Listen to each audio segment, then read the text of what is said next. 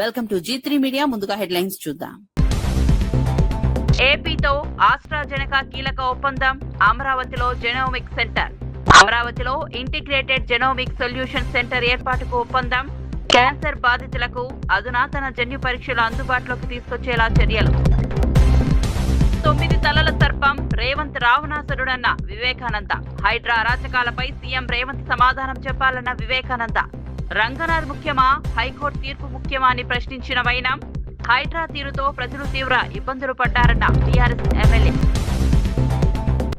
కాంగ్రెస్ పాలనలో ప్రజా సంక్షేమం పూర్తిగా విస్మరించారన్న రామచంద్రరావు. ఎన్నికల హామీల అమలులో కాంగ్రెస్ ప్రభుత్వం విఫలమైందని విమర్శ. బీఆర్ఎస్ కాంగ్రెస్ పాలనతో తెలంగాణ అప్పుల పాలైందన్న రామచంద్రరావు.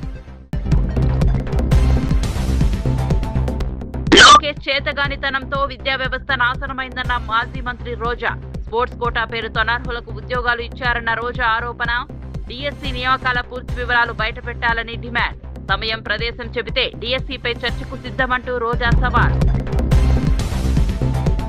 డిఎస్సి నియామకాల్లో అక్రమాలు జరిగాయంటూ పేర్ని నాని తీవ్ర విమర్శలు. డిఎస్సి మెరిట్ లిస్టులను ఎందుకు విడుదల చేయలేదన్న పేర్ని నాని. స్పోర్ట్స్ కోటా నియామకాలపై స్వతంత్ర విచారణకు పేర్ని నాని డిమాండ్. డిఎస్సి అక్రమాలకు బాధ్యత వహిస్తూ మంత్రి రాజీనామా చేయాలని డిమాండ్. ఆంధ్రప్రదేశ్ వైద్య రంగంలో అత్యాధునిక సాంకేతిక పరిజ్ఞానాన్ని అందుబాటులోకి తీసుకొచ్చే దిశగా ప్రభుత్వం కీలక ఒప్పందాలు కుదుర్చుకుంది. ముఖ్యమంత్రి చంద్రబాబు నాయుడు సమక్షంలో అంతర్జాతీయ ఫార్మాస్యూటికల్, బయోటిక్ సంస్థలు ఆస్ట్రాజెనెకా, సౌండ్ లైఫ్ సైన్సెస్, క్యూరేఏ సంస్థలు ఏపీ ప్రభుత్వంతో అవగాహన ఒప్పందం చేసుకున్నాయి.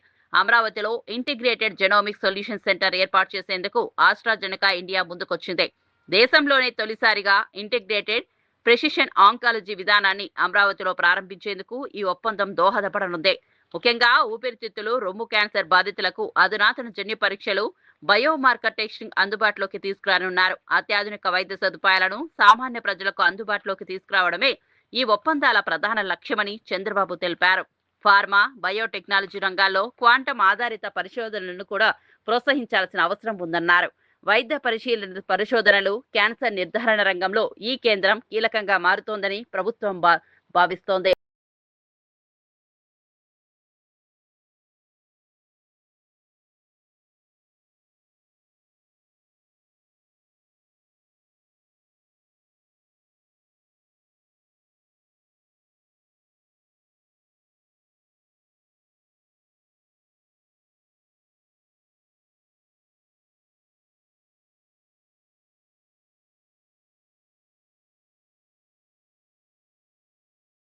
పేపర్ లీకుల అంశంలో బీజేపీ నేతలు అసత్య ప్రచారం చేస్తున్నారని తెలంగాణ కాంగ్రెస్ నేతలు విమర్శించారు. దేశవ్యాప్తంగా నీట్ పేపర్ లీక్ వ్యవహారంపై కాంగ్రెస్ పార్టీతో పాటు ప్రతిపక్ష నేత రాహుల్ గాంధీ విద్యార్థులకు మద్దతుగా నిరంతరం పోరాటం చేశారని పేర్కొన్నారు.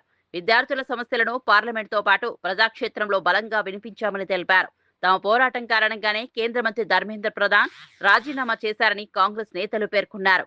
కాంగ్రెస్ ప్రభుత్వంపై పేపర్ లీకులకు సంబంధించి బీజేపీ చేస్తున్న ఆరోపణలను వారు ఖండించారు.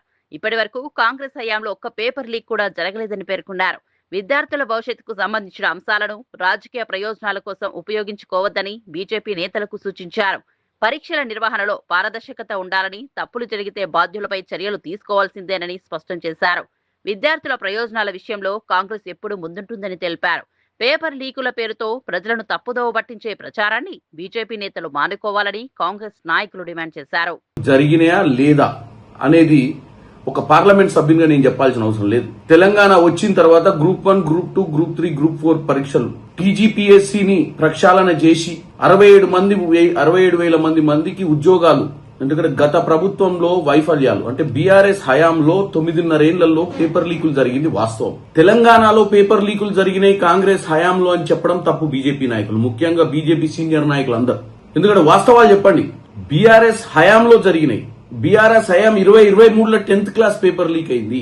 గ్రూప్ 1, గ్రూప్ 2, గ్రూప్ 3 పరీక్షల పేపర్ లీకులు కూడా ఆ రోజు ఉన్నటువంటి టీఎస్పీఎస్సీలైనాయి. ఇప్పుడున్న టీజీపీఎస్సీలో ఏమాత్రం కూడా పేపర్ లీకులు జరిగిన సందర్భం లేదు. ఏ సందర్భంలో కూడా ముఖ్యమంత్రి రేవంత్ రెడ్డి గారు పిల్లల భవిష్యత్ గురించి, పిల్లల భవిష్యత్ కి సంబంధించిన అంశాల గురించి చాలా. పేట జిల్లా హుజూర్ నగర్ లో నిర్వహించిన బీజేపీ ఆత్మీయ సమ్మేళనంలో పార్టీ రాష్ట్ర అధ్యక్షుడు ఎన్ రామచంద్రరావు పాల్గొని కాంగ్రెస్ ప్రభుత్వంపై తీవ్ర విమర్శలు చేశారు. రాష్ట్రంలో ప్రజా సంక్షేమాన్ని కాంగ్రెస్ ప్రభుత్వం పూర్తిగా విస్మరించిందని ఆరోపించారు. ఎన్నికల సమయంలో ప్రజలకు ఇచ్చిన హామీలను అమలు చేయడంలో ప్రభుత్వం తీవ్రంగా విఫలమైందని మండిపడ్డారు. అధికారంలోకి వచ్చేందుకు అనేక హామీలు ఇచ్చిన కాంగ్రెస్ ఇప్పుడు వాటి అమలుపై స్పష్టత ఇవ్వడం లేదని విమర్శించారు. గతంలో బీఆర్ఎస్ పాలనతో పాటు ప్రస్తుతం కాంగ్రెస్ ప్రభుత్వం అనుసరిస్తున్న విధానాల కారణంగా తెలంగాణ అప్పుల పాలైందని ఆరోపించారు. రెండు పార్టీల పాలనతో రాష్ట్రానికి ఆశించిన స్థాయిలో అభివృద్ధి జరగలేదన్నారు. ప్రధానమంత్రి నరేంద్ర మోదీ నాయకత్వంలో కేంద్ర ప్రభుత్వం చేపడుతున్న అభివృద్ధి సంక్షేమ కార్యక్రమాలను ప్రజలకు వివరించాలని పార్టీ శ్రేణులకు సూచించారు. తెలంగాణలో నిజమైన అభివృద్ధి బీజేపీతోనే సాధ్యమని పేర్కొన్నారు. రాబోయే రోజుల్లో ప్రజలు బీజేపీకి అవకాశం ఇస్తారని, రాష్ట్రంలో పార్టీ అధికారాన్ని చేజిక్కించుకుంటుందని రామచంద్రరావు ధీమా వ్యక్తం చేశారు. చేస్తున్నారు. నేను వాళ్ళందరికీ ఒకటే చెప్పదలుచుకున్నాను. ఈ దేశం పైన అలెగ్జాండర్ వచ్చాడు 326 BCలో. ఈ దేశం పైన పరిపాలించాడు. పోతూ పోతూ సెల్యూకస్ని ఇక్కడ పెట్టిపోయాడు. 326 ఈస్ట్ కేసు ముందు, క్రైస్తవ ముందు 326 BC. దాని తర్వాత మన దేశంలో విదేశీయులు రావడం మొదలుపెట్టారు. ముఘళ్ళు వచ్చారు, పర్షియన్లు వచ్చారు, హూన్స్ వచ్చారు, స్పానిష్లు వచ్చారు, పోర్చుగీస్ వచ్చారు. చివరికి బ్రిటిష్ వారు కూడా వచ్చి ఈ దేశాన్ని 100 సంవత్సరాల పైగా పరిపాలించారు. కానీ ఇన్ని సంవత్సరాలు పరిపాలించిన ఈ విదేశీ విదేశీ రాజులు ఈ దేశం ఒక సంస్కృతిని చెక్కు చెదరకు చేయలేకపోయారు. భారత కాశ్మీర్ నుంచి కాశ్మీర్ దాకా, అస్సాం నుంచి అహ్మదాబాద్ దాకా భారతదేశము ఇదే హైందవ సంస్కృతితో మిగిలిపోయింది. దాన్ని మార్చలేకపోయారు. అది ఈ దేశం ఒక గొప్పతనం. ఇది ఈ దేశంలో ఉన్నటువంటి మన భూమిలో ఉన్న సంస్కృతి ఏది ఉందో, కాశ్మీర్లో మనం పాడేటటువంటి ఏదైతే విష్ణు సహస్రం అయితే ఉందో, ఇక్కడ కింద కూడా కన్యాకుమారి అది చేస్తారు. దేశమంతా కూడా రాముడిని పూజిస్తారు. దేశమని కూడా దేవి పూజ చేస్తారు. ఏ దేశంలో ఇటువంటి సంస్కృతి లేదు. అది మన దేశం. మనది ఇంత గొప్ప సంస్కృతి కాబట్టి ఇంతమంది విదేశీయులు మన పైన పరిపాలించినా కూడా భారతదేశం సంస్కృతిని వాళ్ళు ఏమి చేయలేకపోయారు. హైందవ సమాజాన్ని, హైందవత్వాన్ని, సనాతన ధర్మాన్ని ఏమి చేయలేకపోయారని చెప్పి కూడా మనం ఆలోచించాల్సిన అవసరం ఉంది. ఈరోజు ప్రపంచంలో అనేక దేశాలు ఉన్నాయి. ఈరోజు సిరియా చూసినాం, అల్జీరియా చూసినాం. అన్ని దేశాలు కూడా గతంలో దేవర్ ఆల్ నాన్ ముస్లిం నేషన్స్. కానీ ఇవన్నీ కూడా ముస్లిం దేశాలు 20 సంవత్సరాలు ముస్లిం దేశాలు మారినాయి. కొన్ని దేశాలు క్రిస్టియన్ దేశాలుగా మారినాయి. వాళ్ళ మతాలు, వాళ్ళ సంస్కృతి వేరే ఉండే. వైసీపీ నేతలకు మహిళలంటే గౌరవం లేదని ఏపీ మహిళా కమిషన్ మాజీ చైర్పర్సన్ టీడీపీ నేత పీతల సుజాత తీవ్ర విమర్శలు చేశారు.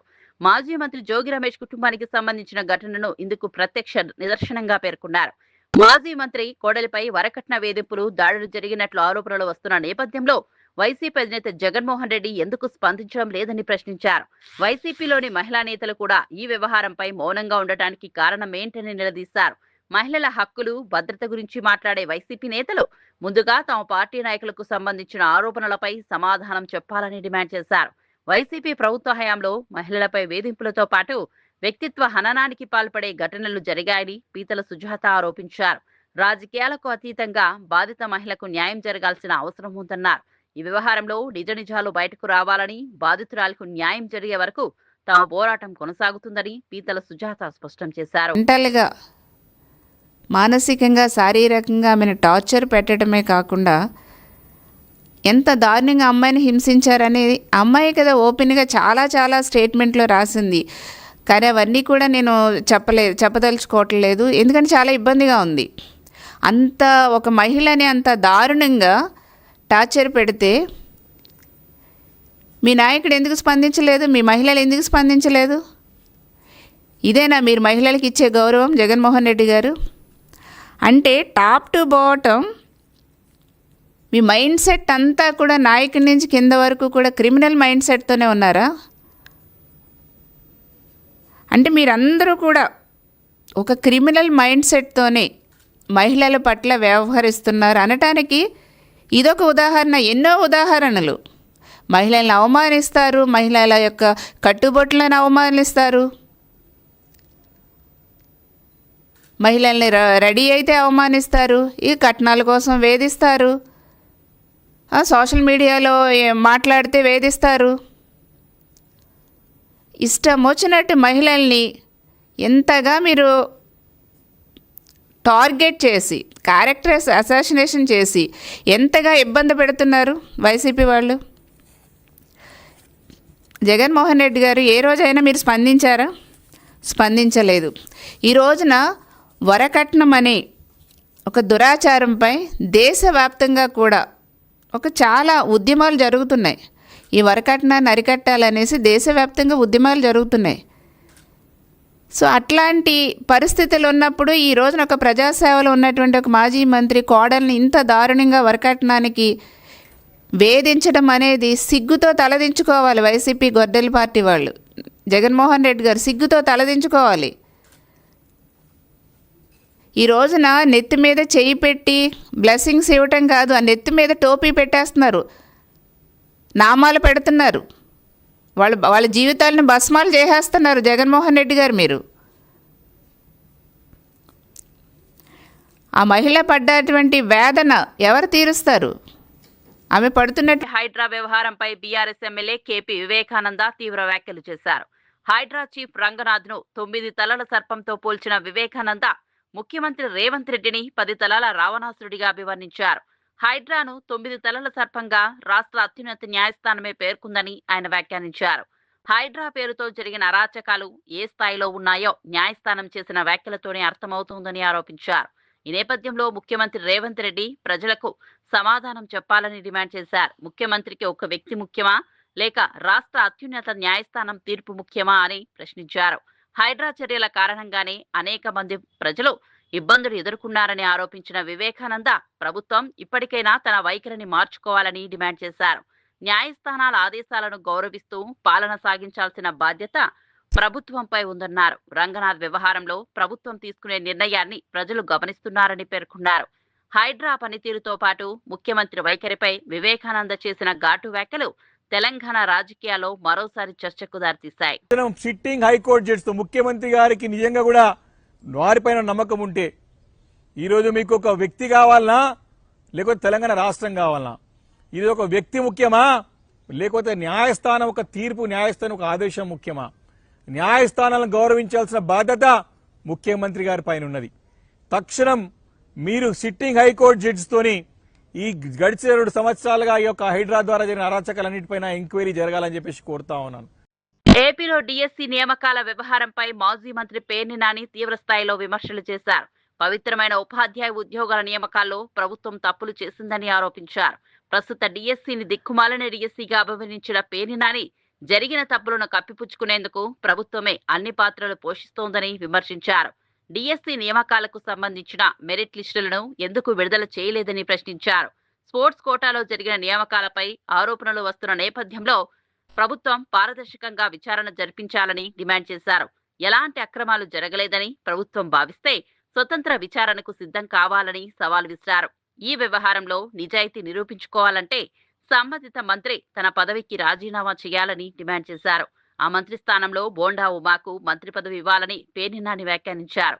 ఉపాధ్యాయ ఉద్యోగాల కోసం ఎన్నో సంవత్సరాలుగా ఎదురుచూస్తున్న అభ్యర్థులకు అన్యాయం జరగకుండా నియామకాల పూర్తి వివరాలను ప్రభుత్వం బయటపెట్టాలని కోరారు. మెరిట్ లిస్టులు, స్పోర్ట్స్ కోటా ఎంపికలపై ప్రభుత్వం స్పష్టత ఇవ్వాలని పేర్ని నాని డిమాండ్ చేశారు. టెట్ కానీ డిఎస్సి కానీ 2 పరీక్షలు రాయకుండా మీరు ఉద్యోగాలు ఇచ్చారు, టీచర్ ఉద్యోగాలు. వీళ్ళు మళ్ళీ ఆటలు కాదంట, సైన్స్ చెప్తారంట, ఇంగ్లీష్ చెప్తారంట, సోషల్ స్టడీస్ చెప్తారంట, మ్యాథ్స్ చెప్తారంట, అన్ని భాషలు చెప్తారంట, అన్ని సబ్జెక్టులు చెప్తారంట. డిఎస్సి లేదు, టెట్ లేదు, స్పోర్ట్స్ సర్టిఫికెట్లు అవి దొంగ సర్టిఫికెట్లు అండి. రుజువు చేయడానికి ఛాలెంజ్ చేస్తున్నాం. ఇప్పటికి 100 సార్లు ఛాలెంజ్ చేసాం. పిల్లలు ఛాలెంజ్ చేశారు. కోర్టు గురించి మాట్లాడుతున్నాం. 150 కేసులు వేశారు, పొడి చేశామని. మరి కోర్టు స్పోర్ట్స్ కోటాను విచారణ చేయమంది కదా, రాజీనామా చేయి. సిగ్గుంటే రాజీనామా చేయాలి కదా. కోర్టు విచారణకు ఆదేశించింది కదా. నిన్న డప్పాలు కొట్టావు కదా, కోర్టు ఆపలేదు, ముందుకెళ్ళమని. మరి కోర్టు విచారణ చేయమని ఇచ్చింది కదా. స్పోర్ట్స్ కోటాలో రిక్రూట్మెంట్ మొత్తాన్ని విచారణ చేయమని చెప్పింది కదా. నవ్వుతాడు కదా ఎవడన్నా. మరి మీరు ఇచ్చిన స్పోర్ట్స్ కోటా రిక్రూట్మెంట్ ఇచ్చినటువంటి జీవోని డిఎస్సి పరీక్షల ముందు 19వ తారీఖు ఎందుకు ఇచ్చారు? డిఎస్సి పరీక్షలు పూర్తయిపోయి రిక్రూట్మెంట్ పూర్తవగానే ఎందుకు ఆ జీవోని మళ్ళీ మార్చారు? ఎందుకు మార్చారు? డొల్లతనం అది కాదా? తప్పుడుతనం అది కాదా? మీరు డబుల్ ఇంజిన్ అన్నారు కదా, ఢిల్లీలో విద్యాశాఖ మంత్రి జెన్జీ ఉద్యమంతో, కాక్రోచ్ ఉద్యమంతో మరి రాజీనామా చేశాడు కదా, మరి నువ్వు కూడా రాజీనామా చేయాలి కదా. రాజీనామా నీకు చావు ఉంటే, నిజంగా నీలో నిజాయితీ ఉంటే, ఇంత అవినీతి ఆరోపణలు ఎదుర్కొంటున్నటువంటి విద్యాశాఖ మంత్రిగా మీరు తప్పుకోండి. తప్పుకుని ఎవడికోడికి ఇవ్వండి.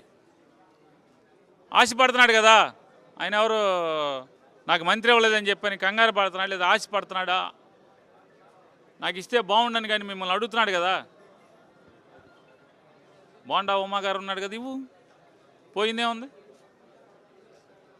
విచారణ చేయించమని బోండా ఉమానే మంత్రి ఇచ్చి చేయించండి. కోర్టు అడిగింది కదా, అప్పుడు చేయించండి. ఆరోపణలు నీ శాఖలో తప్పుడు రిక్రూట్మెంట్లు జరిగినాయి అని చెప్పని కోర్టు ఎంక్వైరీకి ఆదేశిస్తే మీరు ఎలా ఉంటారు? మీరు ఏ ముఖం పెట్టుకుని ఉంటారు? మీరు పైగా ఇంకా జగన్మోహన్ రెడ్డి గారు రమ్మన్నారు. ఏపీలో విద్యా వ్యవస్థ పరిస్థితి, డిఎస్సి నియామకాలపై మాజీ మంత్రి ఆర్కే రోజా మంత్రి నారా లోకేష్ ను తీవ్రంగా విమర్శించారు. నారా లోకేష్ చేతగానితనం కారణంగా 2 ఏళ్లలో రాష్ట్ర విద్యా వ్యవస్థ సర్వనాశనమైందని ఆరోపించారు. డిఎస్సి నియామకాల్లో తమకు అనుకూలంగా ఉండేలా జీవో తీసుకొచ్చి స్పోర్ట్స్ కోటా పేరుతో అనర్హులకు ఉద్యోగాలు ఇచ్చారని రోజా ఆరోపించారు. ఈ నియామకాల్లో జరిగిన అక్రమాలపై ప్రతిపక్షం ప్రశ్నిస్తే ప్రభుత్వం సమాధానం చెప్పకుండా ఛాలెంజ్లు విసురుతోందని మండిపడ్డారు. డిఎస్సి నియామకాలపై ప్రభుత్వం పూర్తి వివరాలు బయటపెట్టి అభ్యర్థుల్లో నెలకొన్న అనుమానాలను తొలగించాలని డిమాండ్ చేశారు. వైఎస్ఆర్సీపీ లేవనెత్తుతున్న ప్రశ్నలకు నేరుగా సమాధానం చెప్పాలని అన్నారు. చర్చకు వైఎస్ జగన్ అవసరం లేదని, నారా లోకేష్ సమయం, ప్రదేశం నిర్ణయిస్తే తమ పార్టీ నాయకులు చర్చకు సిద్ధంగా ఉన్నారని సవాల్ చేశారు. అర్హులైన అభ్యర్థులకు న్యాయం చేయాల్సిన ఉపాధ్యాయ నియామకాల్లో రాజకీయ ప్రయోజనాలకు అవకాశం ఉండకూడదని పేర్కొన్నారు. స్పోర్ట్స్ కోటా నియామకాలపై వస్తున్న ఆరోపణలకు ప్రభుత్వం ఆధారాలతో సమాధానం చెప్పాలని రోజా డిమాండ్ చేశారు. నారా లోకేష్ విద్యాశాఖ మంత్రి అయిన తర్వాత నిర్వహించిన ఒక డిఎస్సిని పేపర్ లీకేజీలతో, అలాగే రిక్రూట్మెంట్లు ఏ విధంగా నీచాతి నీచంగా చేశారు, అర్హులైన వాళ్ళకి ఇవ్వకుండా అనర్హులకి తన అవినీతి కోసం ఏ విధంగా అంటగట్టాడో మనం కళ్ళారా చూసాం. మొన్న మీరు చూశారు, ఢిల్లీలో నీట్ ఎగ్జామ్ పేపర్ లీక్ అయినందుకు జంజీస్ ఉద్యమానికి కేంద్ర విద్యాశాఖ మంత్రి ధర్మాన్ ప్రధాన్ గారు రాజీనామా చేయటం. మరి ఇక్కడ రాష్ట్రంలో డిఎస్సి పేపర్ లీక్ అయింది. అలాగే స్పోర్ట్స్ కోటాలో ఇవ్వాల్సిన ఉద్యోగాలు స్పోర్ట్స్ పర్సన్స్ కి కాకుండా తమ ఇష్టానికి ఒక 420 జీవోని తీసుకొచ్చి ఏ విధంగా 427 ఉద్యోగాలకు పైగా ఆ అనర్హులకు ఇవ్వటం మనం చూసాం. మరి అలాంటి విద్యాశాఖ మంత్రి నారా లోకేష్ రాజీనామా చేయాలని ఈరోజు రాష్ట్రం అంతా కూడా విద్యార్థులు, నిరుద్యోగులు డిఎస్సిలో ఎవరైతే అన్యాయం అయ్యారో అందరూ రోడ్ల మీదకి వచ్చి డిమాండ్ చేస్తున్నారని కూడా ఈ సందర్భంగా తెలియజేసుకుంటున్నాం. ముఖ్యంగా మేము ఈరోజు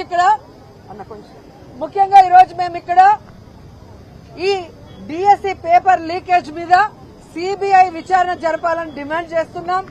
అలాగే ఈ డిఎస్సి పేపర్ లీకేజ్ కి కారణమైన విద్యాశాఖ మంత్రి నైతిక బాధ్యత వహించి రాజీనామా చేయాలని డిమాండ్ చేస్తూ ఉద్యమాన్ని చేపట్టడం జరిగింది. ఎందుకంటే ఈరోజు మన రాష్ట్రంలో ఈ కూటమి ప్రభుత్వం వచ్చిన తర్వాత దాదాపుగా 191 మంది నిరుద్యోగులు ఆత్మహత్య చేసుకున్నారు. చాలా మంది ఉద్యోగాలు లేక పక్క రాష్ట్రాలకి వలసలు పోతున్నారు.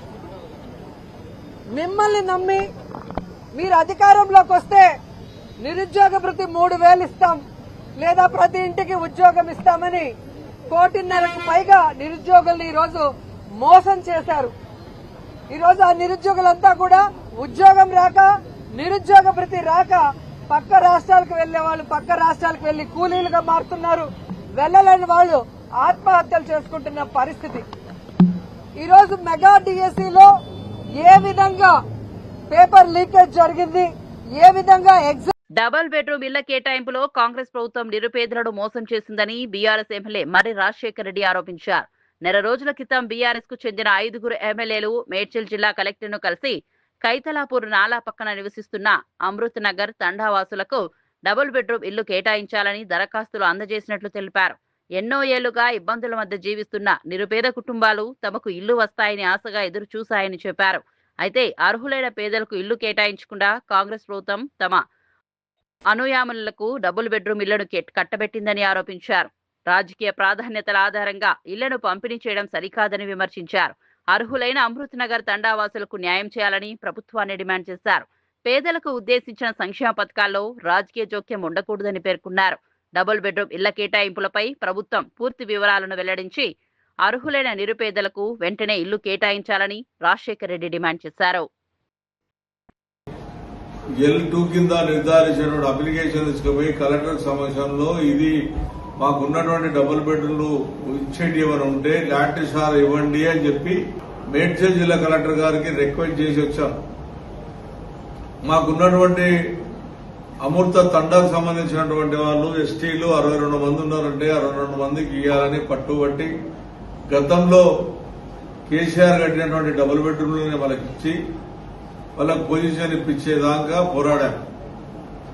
145 కడితే నిరుపేదకు సంబంధించినటువంటి వాళ్ళు ఖైతాపూర్ లో 10% ఇవ్వాలి అని చెప్పి ఎస్సీ ఎస్టీ బీసీ వాళ్ళు ఉన్నారు. వాళ్ళు ఊరూరు వాళ్ళ సొంతం ల్యాండ్ జీవో ఉంది దానికి ఇవ్వాలి అని చెప్పి అదొక అప్లికేషన్ కలెక్టర్ గారికి ఇచ్చాం.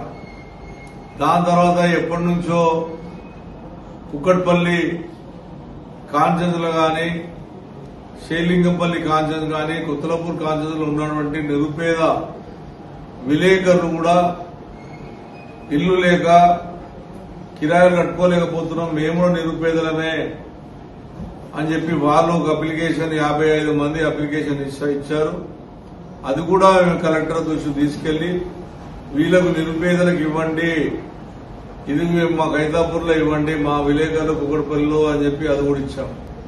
ఏది కూడా చెప్పున పట్టకుండా ఒక ఐఏఎస్ ఆఫీసర్ ఇస్తే ఒక సిస్టమ్ ఉంది తెలంగాణ రాష్ట్రంలో. మన విలేకరులు గుర్తుంచుకోవాలి. ఆడపిల్ల పేరు మీదనే డబుల్ బెడ్రూమ్ పట్టా ఇచ్చే సంస్కృతి జీవో ఉంది. కానీ వీళ్ళు ఏం చేశారంటే ఐఏఎస్ ఆఫీసర్లు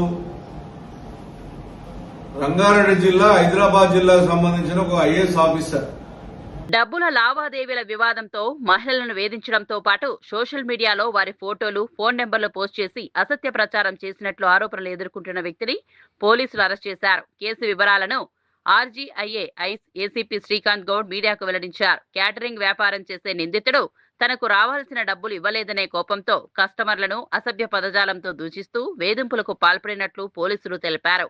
మహిళల ఫోటోలు, ఫోన్ నెంబర్లను సోషల్ మీడియాలో పెట్టి కాల్ గర్ల్స్ అంటూ అసత్య ప్రచారం చేసినట్లు ఫిర్యాదులు అందాయని చెప్పారు. బాధిత మహిళల ఫిర్యాదుతో కేసు నమోదు చేసి దర్యాప్తు చేపట్టినట్లు వెల్లడించారు. నిందితుడిపై పలు పోలీస్ కమిషనరేట్ల పరిధిలో కేసులు ఉన్నట్లు ఏసీపీ తెలిపారు. అతని ఫోన్తో పాటు ఇతర ఎలక్ట్రానిక్ పరికరాలను స్వాధీనం చేసుకున్నామని చెప్పారు. సోషల్ మీడియాలో పెట్టిన అభ్యంతరకర పోస్టులను తొలగించేందుకు చర్యలు చేపట్టామన్నారు. మహిళలు ఇలాంటి వేధింపులకు భయపడకుండా వెంటనే పోలీసులను ఆశ్రయించాలని సూచించారు. సోషల్ మీడియాలో వచ్చే క్యాటరింగ్ ప్రకటనలను నమ్మే ముందు వివరాలను పరిశీలించాలని పోలీసులు ప్రజలకు సూచించారు. నిన్న సాయంత్రం ఆ మసప్ ట్యాంక్ ఏరియాలో మనిషి దొరికిన తీసుకొని వచ్చి అతన్ని ఇంట్రాగేట్ చేస్తే దాదాపుగా అతని మీద ఒక 18 to 20 కేసెస్ దాకా ఇన్వాల్వ్ ఉన్నాయి. పోలీస్ స్టేషన్లో కేసెస్ ఉన్నాయి. అందులో ఒక 8 ఇంకా యూఐలో ఉన్నాయి.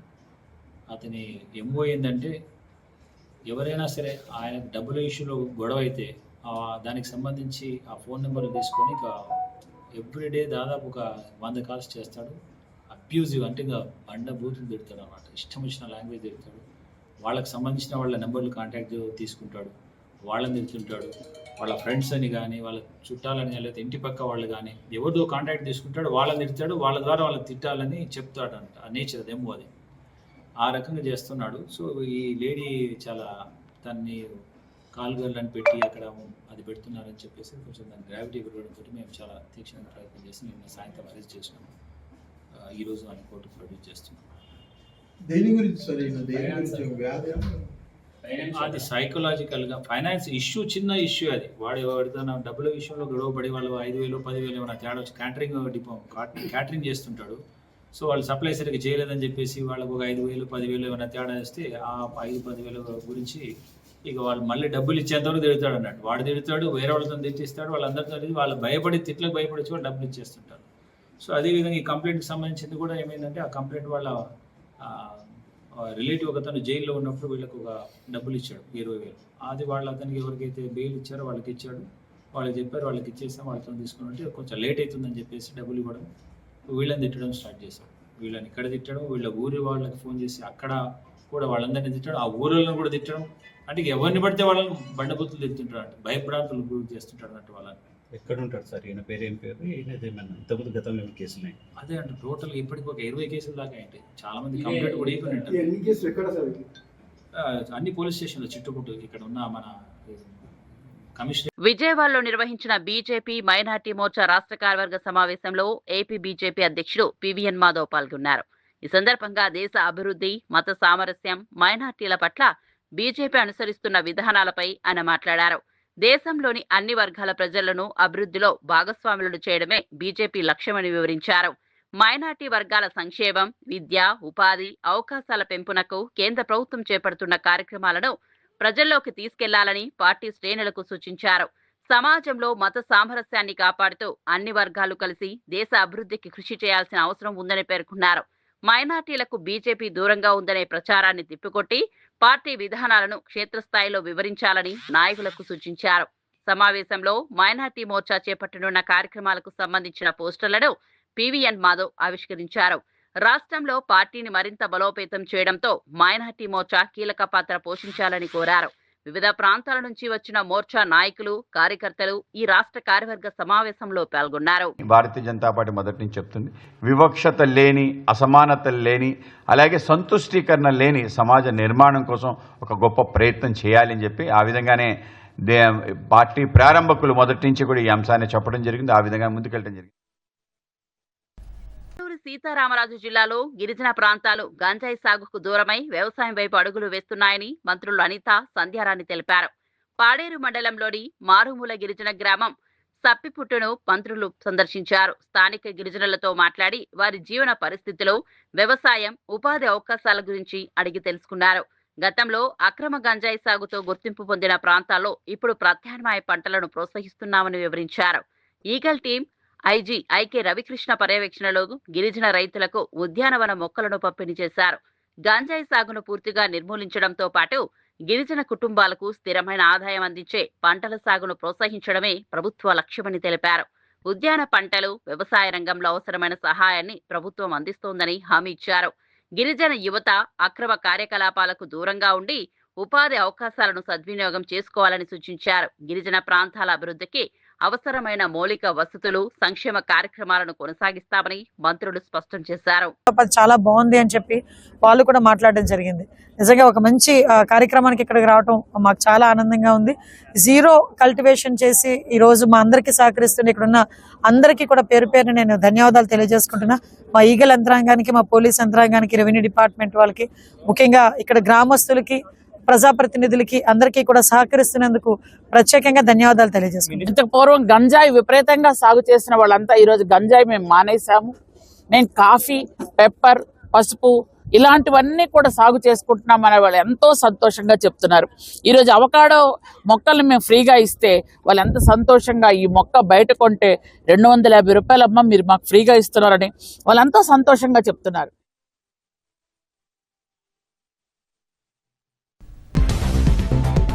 ఏపీతో ఆస్ట్రాజెనెకా కీలక ఒప్పందం. అమరావతిలో జెనోమిక్ సెంటర్. అమరావతిలో ఇంటిగ్రేటెడ్ జెనోమిక్ సొల్యూషన్ సెంటర్ ఏర్పాటుకు ఒప్పందం. క్యాన్సర్ బాధితులకు అధునాతన జన్యు పరీక్షలు అందుబాటులోకి తీసుకొచ్చేలా చర్యలు. 9 తలల సర్పం రేవంత్ రావణాసురుడన్న వివేకానంద. హైడ్రా అరాచకాలపై సీఎం రేవంత్ సమాధానం చెప్పాలన్న వివేకానంద. రంగనాథ్ ముఖ్యమా, హైకోర్టు తీర్పు ముఖ్యమా అని ప్రశ్నించిన వైనం. హైడ్రా తీరుతో ప్రజలు తీవ్ర ఇబ్బందులు పడ్డారన్న టీఆర్ఎస్ ఎమ్మెల్యే. కాంగ్రెస్ పాలనలో ప్రజా సంక్షేమం పూర్తిగా విస్మరించారన్న రామచంద్రరావు. ఎన్నికల హామీల అమలులో కాంగ్రెస్ ప్రభుత్వం విఫలమైందని విమర్శ. బీఆర్ఎస్ కాంగ్రెస్ పాలనతో తెలంగాణ అప్పుల పాలైందన్న రామచంద్రరావు. లోకేష్ చేతగానితనంతో విద్యా వ్యవస్థ నాశనమైందన్న మాజీ మంత్రి రోజా. స్పోర్ట్స్ కోటా పేరుతో అనర్హులకు ఉద్యోగాలు ఇచ్చారన్న రోజా ఆరోపణ. డిఎస్సీ నియామకాల పూర్తి వివరాలు బయటపెట్టాలని డిమాండ్. సమయం, ప్రదేశం చెబితే డిఎస్సీపై చర్చకు సిద్ధమంటూ రోజా సవాల్. డిఎస్సి నియామకాల్లో అక్రమాలు జరిగాయంటూ పేర్ని నాని తీవ్ర విమర్శలు. డిఎస్సి మెరిట్ లిస్టులను ఎందుకు విడుదల చేయలేదన్న పేర్ని నాని. స్పోర్ట్స్ కోటా నియామకాలపై స్వతంత్ర విచారణకు పేర్ని నాని డిమాండ్. డిఎస్సి అక్రమాలకు బాధ్యత వహిస్తూ మంత్రి రాజీనామా చేయాలని డిమాండ్.